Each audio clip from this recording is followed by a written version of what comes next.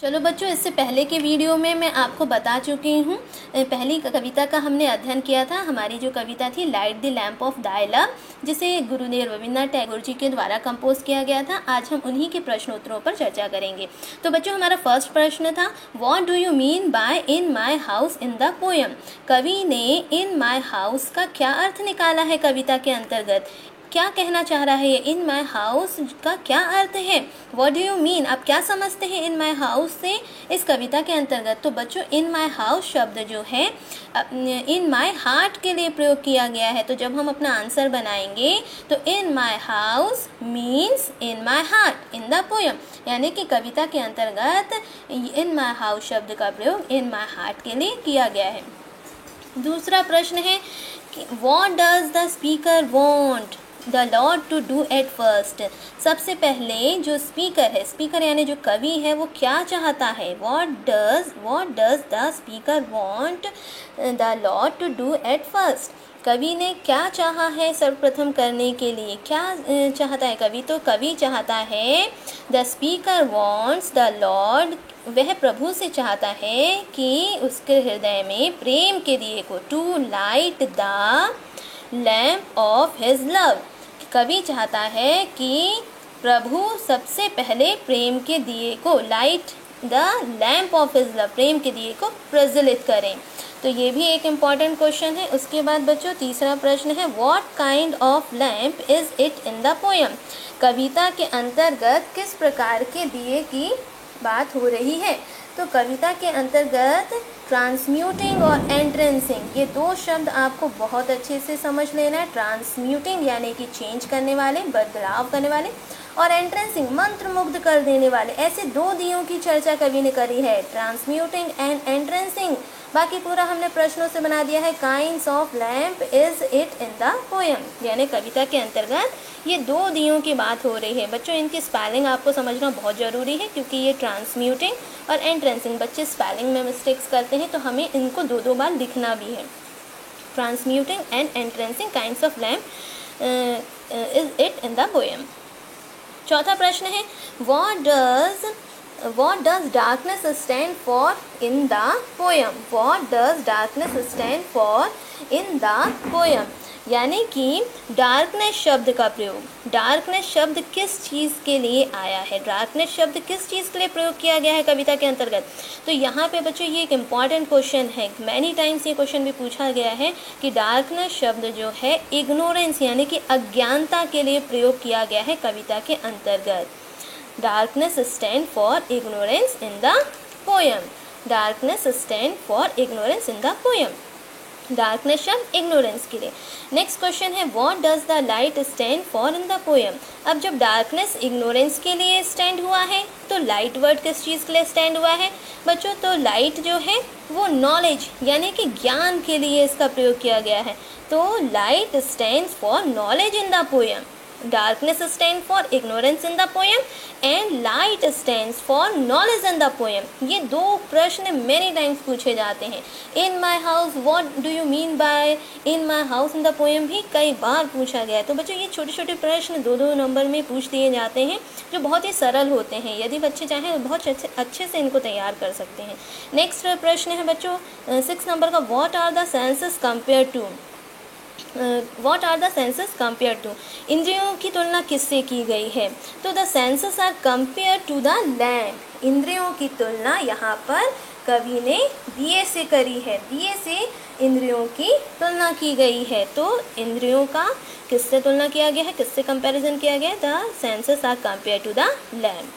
हम B section के प्रश्न उत्तरों को देखते हैं, जिनके उत्तर हमें जो है 3 से 4 लाइन में देने होते हैं। तो बच्चों, पहला प्रश्न है, why does the poet want God to light the lamp. कवि क्यों चाहता है कि भगवान जो है दिए को प्रज्वलित करें। तो हम बच्चों देखेंगे, मैंने इसमें पहले ही कविता में बताया था कि कवि चाहता है कि दिए को भगवान जी प्रज्वलित करें, जिससे क्या हो जाए, रिमूव करने के लिए, रिमूव यानी हटाने के लिए, क्या हटाने के लिए बच्चों, to remove the darkness. Darkness किस चीज़ का, इग्नोरेंस का।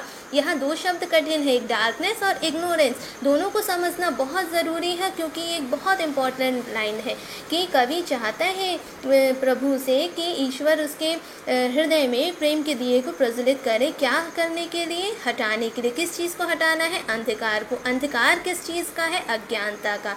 तो अज्ञानता रूपी अंधकार को हमारे जीवन से हटाने के लिए ही कवि चाहता है कि भगवान जो है प्रेम के दिए को प्रज्वलित करें उसमें।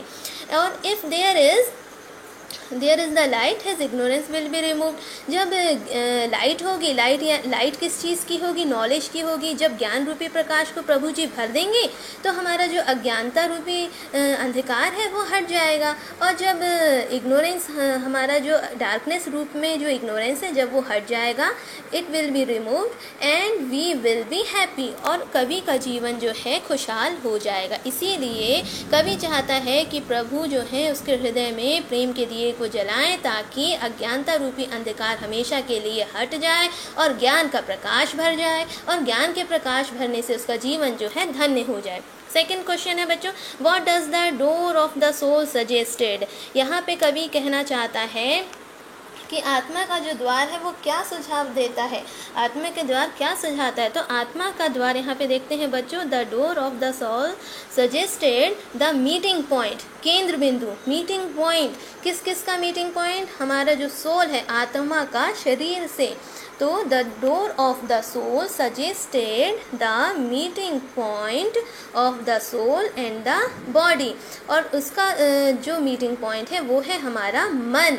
हमारे मन से ही सारे विचार हमारे उत्पन्न होते हैं। यदि मन में, if knowledge is in the mind, यदि ज्ञान का यह प्रकाश जो है, प्रकाश रूपी ज्ञान जो है हमारे मन में यदि रहेगा तो हम अच्छे काम करेंगे और हमारे अच्छे विचार होंगे, जिससे हमारे मन का, हमारे शरीर का अंदरूनी और बाहरी सब विचारों में परिवर्तन होगा।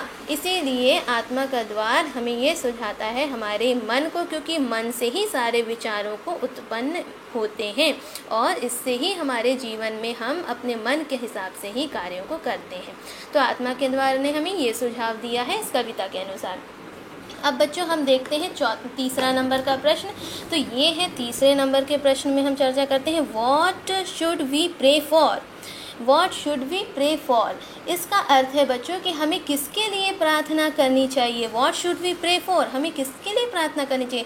तो वी शुड प्रे फॉर, हमें इसलिए प्रार्थना करनी चाहिए ताकि क्या चेंज हो सके, टू चेंज अवर डार्कनेस, हमारा अंधकार जो अज्ञानता रूपी अंधकार है उसे ज्ञान रूपी प्रकाश में, अंधकार को, डार्कनेस को लाइट में चेंज करने के लिए, ईविल को गुड में चेंज करने के लिए, और हमारे क्ले, जो हमारी बॉडी एक क्ले के रूप में है, क्ले रूपी बॉडी को गोल्ड में परिवर्तित करने के लिए ही हमें प्रार्थना करनी चाहिए।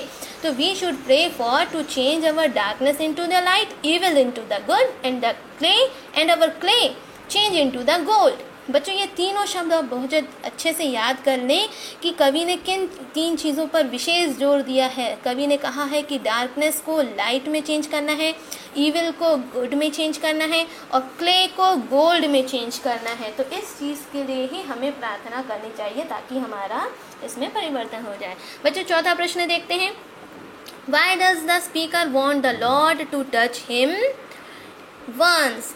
कवि क्यों चाहता है, यहाँ स्पीकर बोला गया है कवि को, कवि क्यों चाहता है कि प्रभु एक बार उसे स्पर्श करें, touch him once. The speaker want, answer है बच्चों, the speaker wants the lord to touch him once to remove all the problems and worries of his life. बच्चों जब हमारे जीवन में कोई कष्ट परेशानी होती है तो हम भगवान से बोलते हैं कि प्रभु हमारे जीवन के कठिनाइयों को, कष्टों को आप दूर करें।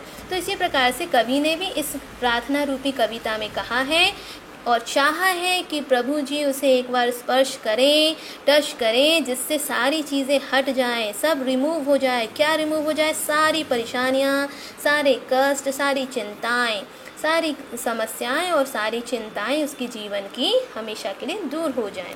अब बच्चों नेक्स्ट क्वेश्चन है, what is the message of the poem.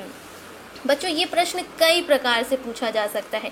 कई बार हमारी जो कविताओं के प्रश्न बनते हैं उसमें प्रश्न बनकर आ जाता है कि इस कविता का मैसेज क्या है, what is the message of the poem. या आपसे पूछ लिया जाएगा कि what is the summary of the poem light the lamp of thy love. या आपसे पूछ लिया जाएगा what is the message of the poem light the lamp of thy love. या what is the theme of the poem, या what is the central idea of the poem. तो ये सारे शब्दों को समझना बहुत ज़रूरी है। किसी भी शब्द से ये प्रश्न यदि बनकर आता है तो हमें कुल मिलाकर समरी बेस पर ही आधारित अपना उत्तर को लिखना पड़ेगा। चाहे वो मैसेज करके पूछ लें कि कविता का मैसेज बताइए, कविता की समरी बताइए, कविता की थीम बताइए, या उसका केंद्र भाव सेंट्रल आइडिया बताएं। सारे प्रश्न जो हैं एक ही आंसर पर तैयार होते हैं। तो बच्चों ये एक इम्पॉर्टेंट क्वेश्चन है, इसको लिखना और समझना बहुत ज़रूरी है। दिस पोएम, यहाँ पे बच्चों देखो अपन जब शुरुआत करें किसी भी चीज़ की सेंट्रल आइडिया की, ताकि हमने ऐसा आंसर बनाया है ये सारे आंसर्स क्वेश्चंस को कवर करेगा। तो दिस पोएम हम सब जानते हैं कि ये जो कविता है light the lamp of thy love, ये कविता किसके द्वारा कंपोज की गई है? गुरुदेव रविंद्रनाथ टैगोर जी के द्वारा। तो बच्चों जब हम ये लिखेंगे तो हमारी 2 लाइन तो वैसे ही कवर हो जाएगी जब हम कविता के कवि का नाम और प्लस कविता का नाम साथ में लिखते हैं। तो बच्चों को शुरुआत नहीं करते बनता है कि हम कैसे अपनी शुरुआत करें, तो हमें शुरुआत ऐसे ही करनी है। लाइट द लैम्प ऑफ, जो हमारी कविता है light the lamp of thy love, हमें कविता का नाम विशेष याद रखना है और हमें लिखना है कि ये जो कविता है light the lamp of thy love is composed bye Gurudev Rabindranath Tagore ji. आगे देखते हैं। इन दिस पोएम, इस कविता में कवि ने प्रेयर करी है। प्रेयर किसको करी है? गॉड को करी है। गॉड को प्रेयर क्यों करी है?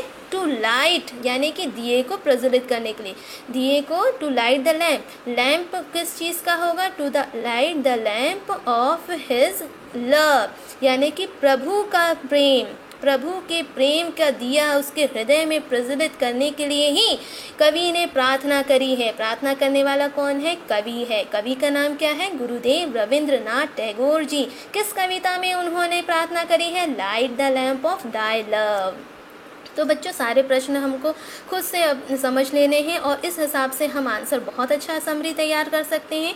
तो अपने प्रेम के दिए को प्रज्वलित करने के लिए ही कवि ने प्रार्थना करी है कि उसके हृदय में प्रेम के दिए को जलाइए और रिमूव, हटाइए, सब हटा दीजिए। क्या हटाना है? डार्कनेस को। डार्कनेस किस चीज़ का है? अज्ञानता का।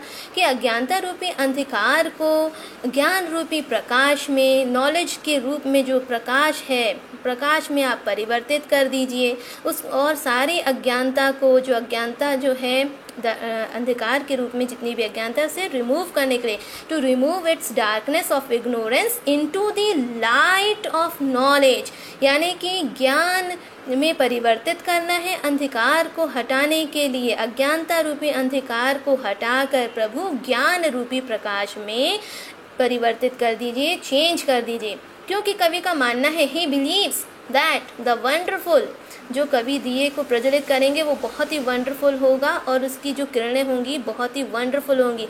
Wonderful rays of the lamp would transform, वो परिवर्तित करने वाली होंगी, ट्रांसफॉर्म करेंगी। किस चीज़ को परिवर्तित करेंगी?